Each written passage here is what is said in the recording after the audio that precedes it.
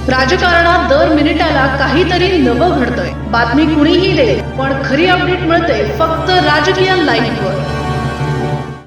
सांगली सातारा विधान परिषद निवडणुकीचा राजकीय पट दिवसेंदिवस अधिकच रंगतदार होत चालला। उमेदवारी अद्याप अंतिम झालेली नसतानाही या निवडणुकीभोवती राजकीय घडामोडींना प्रचंड वेग आला। प्रत्येक पक्षात पडद्यामागे जोरदार रणनीती आखली जाते।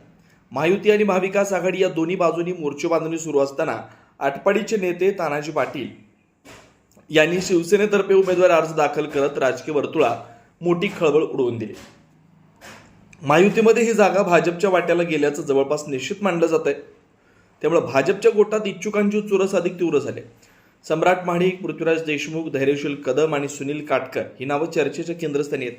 मात्र या साऱ्या राजकीय समीकरणांमध्ये अचानक तानाजी पाटील यांच्या उमेदवारीने वेगळाच ट्विस्ट निर्माण केला। तानाजी पाटील हे दिवंगत आमदार अनिल बाबर यांचे निष्ठावंत सहकारी आणि कट्टर समर्थक म्हणून ओळखले जातात। सध्या ते आमदार सुहास बाबर यांच्या नेतृत्वाखाली सक्रिय आहेत।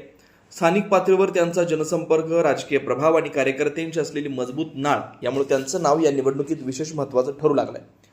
जिल्हा परिषद निवडणुकीत त्यांनी आपल्या मुलाला दिगंजी गटातून विजय करून स्थानिक राजकारणात आपली ताकद सिद्ध केली।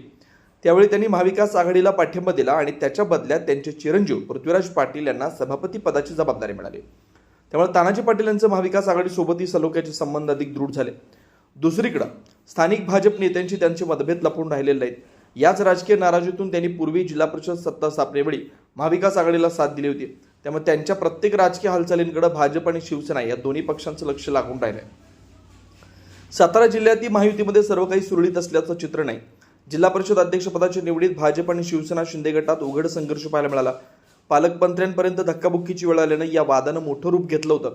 त्यामुळे साताऱ्यात भाजप आणि शिवसेना यांच्यातील छुपा संघर्ष अजूनही धुमसत असल्याची चर्चा आहे। सांगलीत अजित पवार गट राष्ट्रवादी जिल्हा परिषद सत्तेत सहभागी असल्यानं त्यांची भूमिका काय असेल याकडे सर्वांचं लक्ष आहे। या साऱ्या राजकीय घडामोडींमध्ये प्रत्येक मत, प्रत्येक गट आणि प्रत्येक नाराजी निर्णायक ठरू शकते। तानाजी पाटील यांचे वैशिष्ट्य म्हणजे महायुती आणि महाविकास आघाडी या दोन्ही बाजूतील कार्यकर्ते आणि नेत्यांशी त्यांचे मैत्रीपूर्ण संबंध आहेत। जिल्हा बँक आणि जिल्हा परिषदेत ते महाविकास आघाडीच्या माध्यमातून सत्तेत आहेत, तर दुसरीकडे विधानसभेत सुहास बाबर यांच्या नेतृत्वाशी त्यांची राजकीय जवळीक कायम आहे। त्यामध्ये दोन्ही आघाड्यांसाठी एकाच वेळी महत्त्वाचे आणि तितकेच धोकादायक ठरू शकतात। त्यामुळे तानाजी पाटील यांची उमेदवारी आता केवळ एका इच्छुकाची उमेदवारी राहिलेली नाही, तर ती महायुती आणि महाविकास आघाडी या दोन्हीसाठी कठीण राजकीय परीक्षा बनली। त्यांनी अखेरपर्यंत मैदानात राहण्याचा निर्णय घेतला तर दोन्ही बाजूंची गणितं कोलमडू शकतात। भाजपचा उमेदवार साताऱ्याकडे झुकला तर सांगलीत भाजपला फटका बसण्याची शक्यता आहे आणि उमेदवारी सांगलीकडे आली तर साताऱ्यात शिवसेनेत नाराजी उफाळू शकते। अशा परिस्थितीत तानाजी पाटील यांची भूमिका किंगमेकर ठरेल की स्वतःच निवडणुकीच्या केंद्रस्थानी उभी राहील याची उत्सुकता आता शिगेला पोहोचली।